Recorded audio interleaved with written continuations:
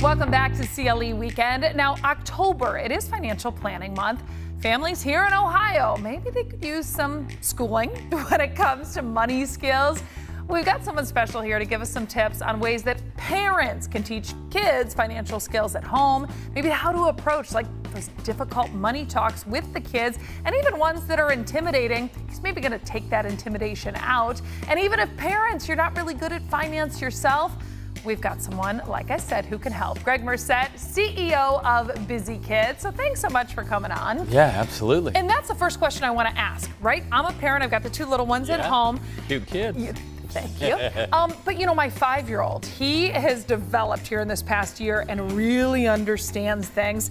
What's your suggestion on how to start that approach with a conversation with him? Starts clicking right about 5, doesn't it? Yeah, it does. I would suggest that you make the work-money connection by giving him chores to do around the house. It's the perfect little ecosystem to figure this stuff out. Let them do the chores, and then as he does those, he can earn a little money. Yeah. And then he can start making some financial decisions. I know you think, oh my goodness, 5 make financial decisions, but when they do, they really start to get it, and it clicks really fast. Well, and yeah, when I was a kid, right, I was 5, it was probably like, here's a quarter, here's 50 cents, like thanks for helping rake the leaves. But that's, you know, money that you could feel in your hands. Tell me about this strategy with talking to kids, not just 5-year-olds, but, you know, your teenagers, about what they can do when they get that money, options. So the nature of money has totally changed. You mentioned quarters and nickels, right? Yeah. Like we don't have that anymore. We don't carry that around. We don't carry cash. It's what I call invisible money. Okay.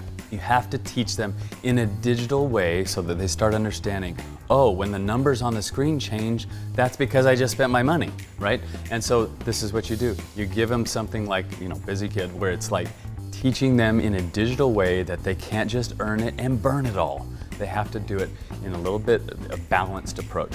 You save and invest a little bit, you share a little bit, and then you spend the rest on a card or on your phone. That's how we do it these days. So explain then, BusyKid, you've explained some of the stuff in it, but what is it? So it's an app that mom and dad download. Yep. We can see this as well as the kids. Yeah, so kids and parents work together. You give them chores to do. They do the chores. They knock those things out, right? And then on Friday, you get a message from us that says, hey, your kid's done these chores. Do you want to pay him? Kind of like a boss, you know? I'm going to approve payday. Once you do that, we take the money out of your account, bring it into BusyKid, and then we do that division for you. We put a little bit in save and spend, share, and boom, it happens automatically. Now, in terms of investing, right, for kids, you know, I've always heard, hey, if they're younger, you can kind of play a little bit more in terms of taking some more risks. What's your suggestion on that? I just think they should invest in something they think is cool. Yeah. Okay, so it keeps their attention. If every time a Tesla drives by, oh, look at that, let them do that. Or if they like Netflix, let them invest in Netflix. As they invest in something they think is cool, they like, but it's also like the money they've earned, they're gonna pay a close attention to it.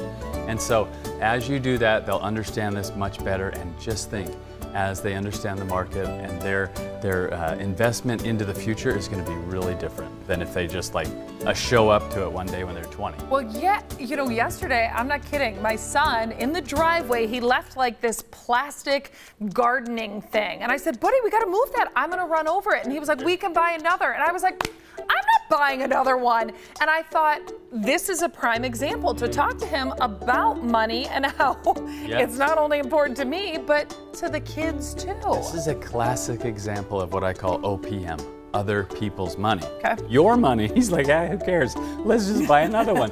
If he had worked for that and then it was gonna get run over and he's gonna have to buy it again, totally different story, right?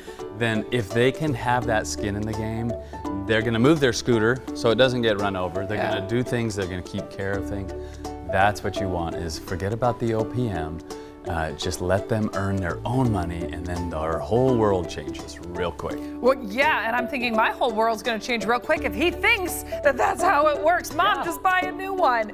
Now, for BusyKid, in terms, like I said, of downloading it, I have access. My son would have access to it. And is it a free download then? Okay. It's not free. It's about $4 a month. Oh. So it's affordable for anybody. Yeah. But it really empowers a family to start learning. Because you mentioned, like, not all parents are really that great at finances themselves. Yeah. So let's get on the same page. Let's start understanding how we can work together to be smarter with money. Get your kids busy doing something that's actually going to matter in their life instead of just scrolling their life away. So I guess that's how BusyKid came about. That's how it came That about. makes sense. Yeah, get 'em busy. Oh, I love it. All right, Greg, thank you so much for coming on, explaining this to us. I appreciate it.